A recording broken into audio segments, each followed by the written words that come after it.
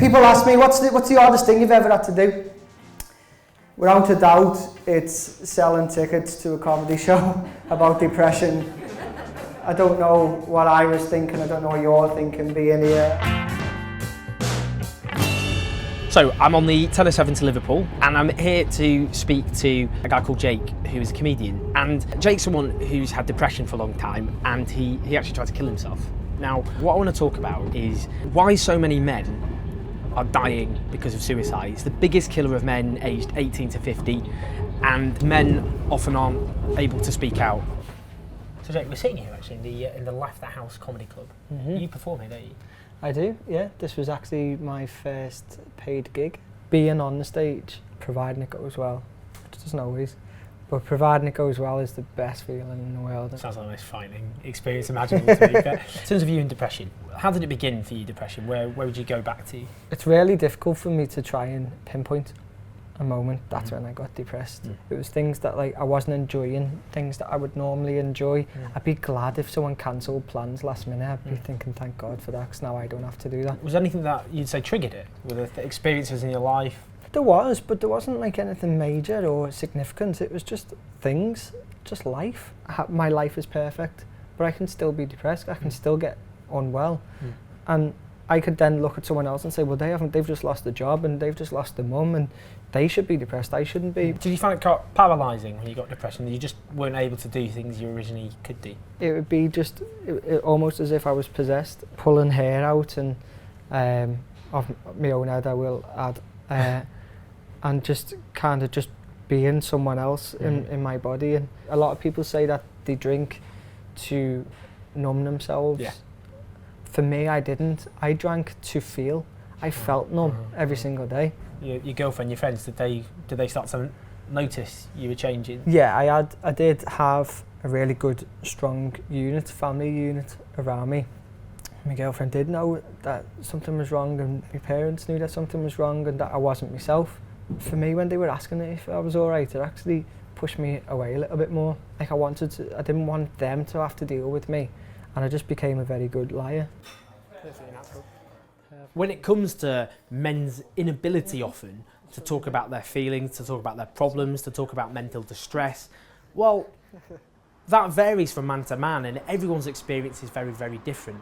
But what it means to be a man has changed dramatically over the years, and that's changed because of the rise of the women's movement, it's changed because of the rise of the LGBT movement, and it's changed because men work in different ways. So what better place to think about this more than to walk over to a traditionally masculine place like Liverpool docks. Certain things about being a man is kind of drummed into us.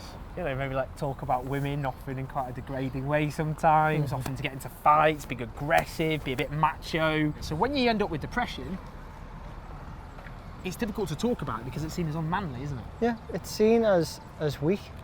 Did you find with male friends that was something they found difficult to talk about? It was a bit of a kind of man up a bit, that sort of approach?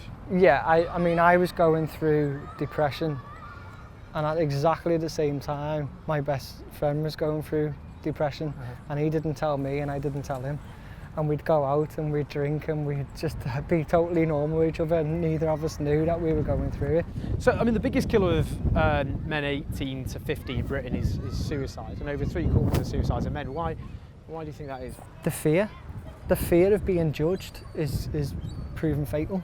It's funny here just standing, because obviously we're standing just by the Liverpool docks, and think of our grandfathers' generation. There was this idea of skilled labour, the man was the breadwinner.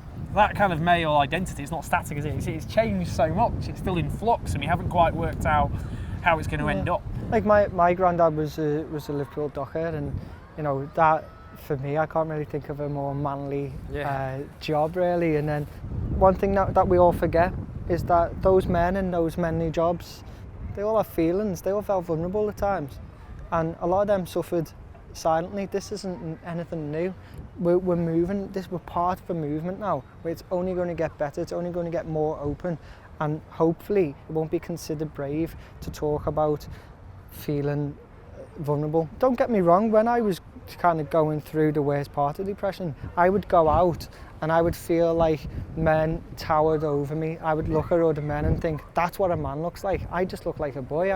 You must get that as well.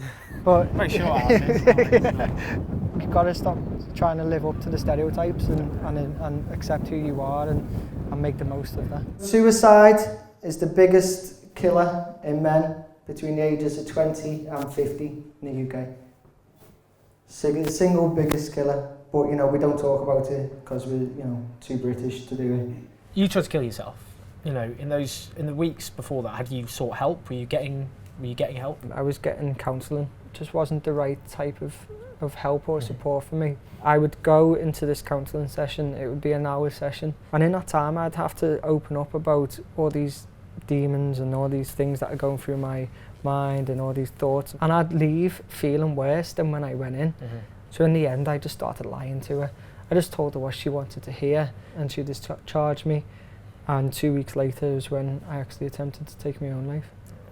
It must have been incredibly complex what you were going through, the thoughts in mind, and it's probably very difficult to explain it, but how did you end up in that position? I'd never really thought about it before that moment, and I do understand that people say that suicide is a selfish act. Being in that situation, I felt like by taking myself out of the scenario completely, that it would be the best possible thing for everyone else, not for me, for everyone else. Once I was found by my girlfriend, and the police came, and then my parents came, and it was only then when I seen their reaction and how devastated they were.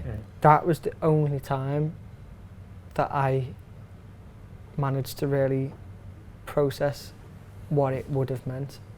You don't know that or realise that with medication and with help and counselling and other support that you will get through it. We don't even talk about it to ourselves, We'll tweet about having the shits, but won't tell each other that we're feeling a bit low. That's what's wrong. So when you had depression, did you carry on doing the comedy? Yeah, I'd go still round to comedy clubs. I'd feel horrendous before I went on. I would go on stage, I would do what I normally do, I'd be great, say so myself, but I'd feel great. And good to write your own reviews. 5-star. But it's I felt like I was enjoying myself. I'd then go off stage and feel the same way that I did again. Comedy's such a fantastic tool to use, that you can talk about things that you might never ever talk. I could sit here with you, we could go for a pint, and I might never talk to you about how I feel, but if I'm in a comedy club I can talk to a full room about it. It might not be the answer, but it helps people address things, and it helps people normalise things. I think that's key with depression and with mental health, is normalising it, because it is normal. Every single person in the world has mental health, everyone, which means at any point anyone's mental health can go up and down, just like your physical health can. People say if you're mentally ill that you've got voices in your head, but like of course you do. Everyone has voices in their head, that's your consciousness, whereas rather than it kind of saying go kill yourself every day, it just says don't wear that, you look stupid. Or in your case it says wear it anyway. But but that's kind of, that's what it is. We all have voices in our head, and that's kind of why do we have these misconceptions, and they're the dangerous things that we need to address. And if you can do that through comedy, then that's a perfect way. Over the last few years, we've seen cuts to mental health services in this country and a loss of provision. What impact do you think that has on you? At the moment, the only real avenues and the avenues that we can tell people to go to if they're having any suicidal thoughts, for example, is to go to A&E. And A&E is not always the best place. And then you're getting people ending up in police cells, and because there's no beds for them, and it's just not fair, it's just not right. And then to implement cuts, I just think that it's utterly wrong, and I think it's immoral that they're doing that, really. I know for a fact that there's hundreds and thousands of grassroots organisations, charities, community groups. There's a lot of help, but it's impossible almost to find that help around you. We can give people help, take away those barriers that exist, and show them that there's help out there, show them that they can mix with people and that there's a way out and there's an alternative. At the moment, it's doctors, prescription, waiting list for counselling. It doesn't have to be that way. So that's why I want to put out an appeal. If you look after anyone from any mental health perspective at all, to get in touch, to go on chasingthestigma.co.uk, to register your details on the Hub of Hope, and we can create this one place where you can be anywhere in the country. You can type in your postcode and you can find real practical help. Man up culture, it kills men, because the fact that suicide is the biggest killer of men 18 to 50 is in part because many men feel unable to talk about their feelings, because to do so is seen as unmanly. The idea of what it is to be a man is something that's drummed into your head at a very early age. You know, often there's quite unreconstructed masculinity.